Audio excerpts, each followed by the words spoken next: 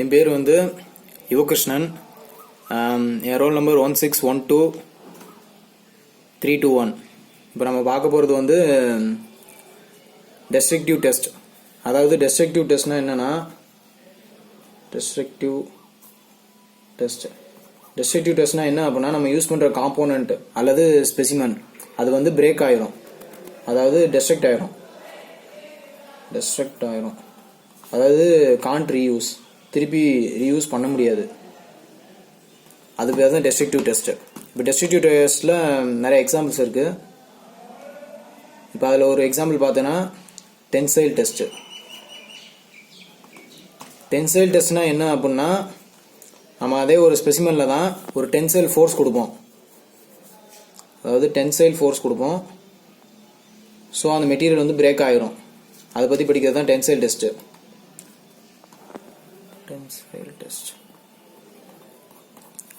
இப்போ டென்சைல் டெஸ்ட்டில் அதே மாதிரி தான் டென்சைல் ஃபோர்ஸ் கொடுப்போம். டென்சைல் ஃபோர்ஸ் கொடுத்து அந்த ஸ்பெசிமனோட limit of proportionality,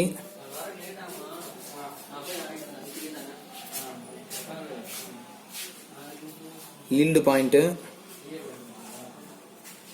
maximum tensile strength, breaking strength, percentage of elongation, அப்புறம் மாடுலஸ் ஆஃப் எலாஸ்டிசிட்டி,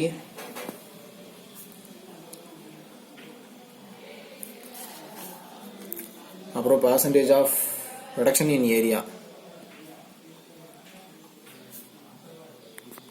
இது எல்லாமே இந்த டென்சைல் டெஸ்ட் மூலமாக கண்டுபிடிக்க போகிறோம். இப்போ டென்சைல் டெஸ்ட் வந்து எதில் கேரி பண்ணுவோம் அப்படின்னா, யூடிஎம்ல, யூனிவர்சல் டெஸ்டிங் மிஷினில் கேரி பண்ண போகிறது. இப்போ அரேஞ்ச்மெண்ட் பார்த்தீங்கன்னா எப்படி இருக்குன்னா,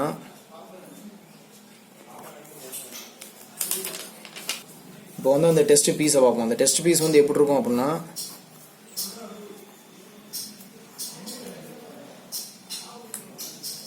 இந்த மாதிரி இருக்கும். இதோட ஓவரால் லென்த்து, கேஜ் லென்த் பார்த்தா, கேஜ் லென்த் வந்து 50 mm. அப்புறம் அதோட டயா வந்துட்டு டயாஸ் ஈக்குவல் டு 12.5 mm இருக்கும். இதுதான் கேஜ் லென்த்து.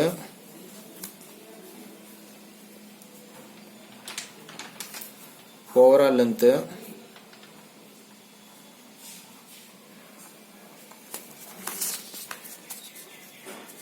மிஷினோட அரேஞ்ச்மெண்ட் பார்க்குறோம்.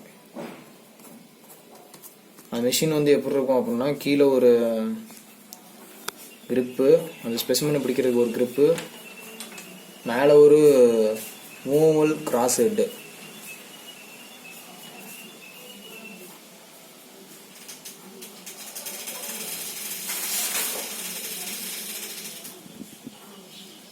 இப்போ இதுதான் அந்த ஸ்பெசிமன். இங்கே வந்துட்டு ஒரு கிரிப்பு, அந்த ஸ்பெசிமனை பிடிக்கிறதுக்கு ஒரு கிரிப்பு. இங்கே தான் டென்சைல் ஃபோர்ஸ் ஆக்ட் ஆக போகுது, அப்போட ஃபோர்ஸு, டென்சைல் ஃபோர்ஸு. இது வந்துட்டு மூவபிள் கிராஸ் ஹெட்டு. இங்கே வந்து ஒரு எக்ஸ்டென்சோமீட்டர் மாட்டிருப்போம். இது எக்ஸ்டென்சோமீட்டர் எதுக்குன்னா, எவ்வளோ எக்ஸ்டெண்ட் ஆகுது, அந்த ஸ்பெசிமன் எவ்வளோ எக்ஸ்டெண்ட் ஆகுது அப்படிங்கிறத கால்குலேட் பண்ணுறது எக்ஸ்டென்சோமீட்டர். இப்போ வந்து டெஸ்டிங் ப்ரொசீஜர் என்ன அப்படின்னா,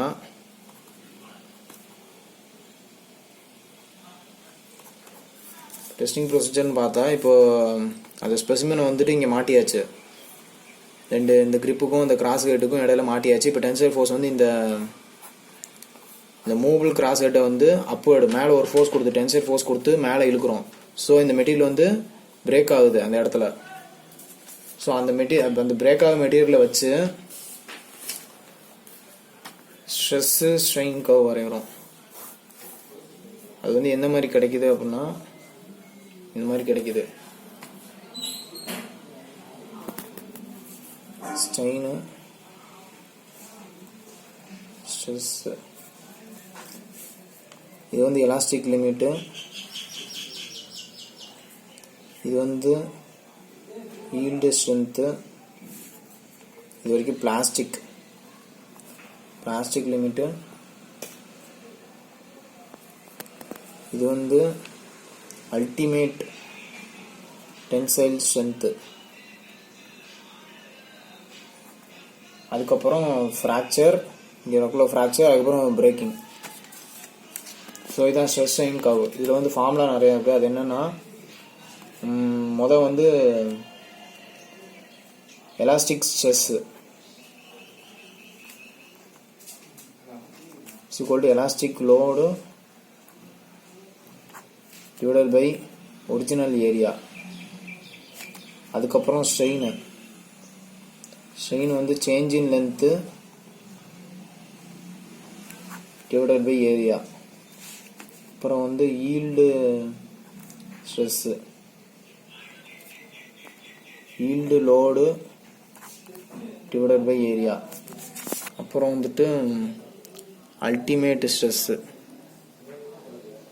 அது வந்து ultimate load divided by area. அதுக்கப்புறம் பர்சன்டேஜ் ஆஃப் எலாங்கேஷன்,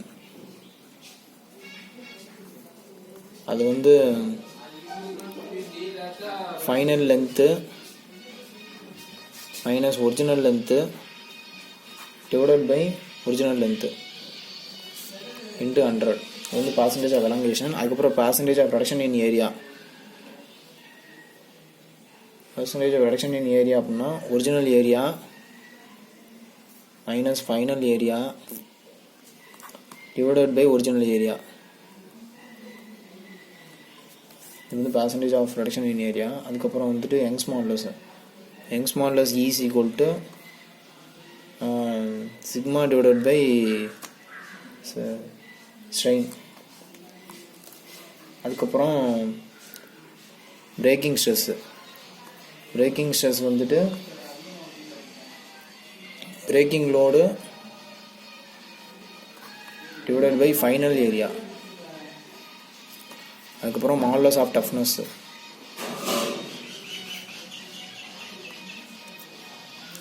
அது வந்துட்டு ultimate tensile strength into percentage of elongation.